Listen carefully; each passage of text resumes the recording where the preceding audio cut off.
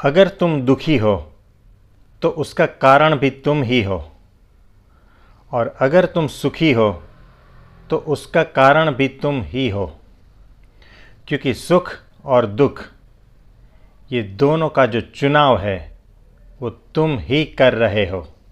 तुम्हें ये भ्रम है कि बाहर की कोई परिस्थिति या बाहर की कोई व्यक्ति वही तुम्हारे सुख दुख का कारण है। तुम्हारे लिए यही अच्छा है कि तुम इस भ्रम से जल्द ही बाहर आ जाओ।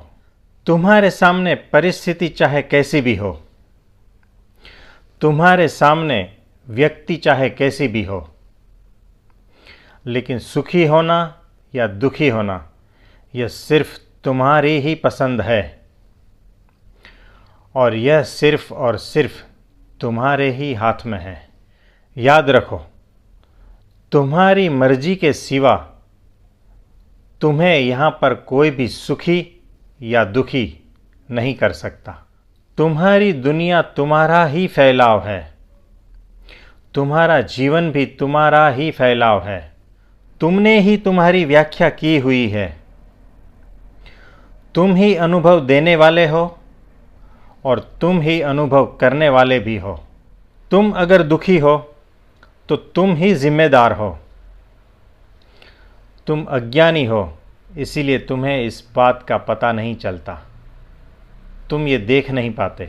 शायद दुखी होने का तुम्हारा अभ्यास इतना गहरा हो चुका है कि तुम हर परिस्थिति को दुख में बदलने की एक मशीन बन चुके हो।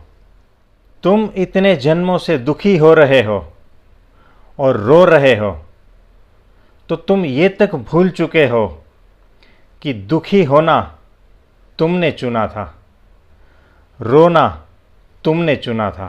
सुखी होना या दुखी होना इसके मालिक सिर्फ तुम ही हो, और इसीलिए जिस क्षण तुम निर्णय करोगे उस क्षण तुम्हारा दुख समाप्त हो जाएगा। मेरे भाई, एक तो थोड़ी सी ज़िंदगी तुम्हारी बची है, और उसमें से आधी तो तुम सोकर निकाल दोगे, और बाकी जो बची है आधी वो तुम रो कर निकाल दोगे। तो मुझे ये बताओ कि कुल मिलाकर क्या बचा है तुम्हारे हाथ में। तो मेरे भाई, थोड़ा होश में आओ, चीज़ों को तुम थोड़ा ठीक से समझो, अपने मन के खेल को थोड़ा गहराई से समझो, और हमेशा आनंद में रहो। Thank you.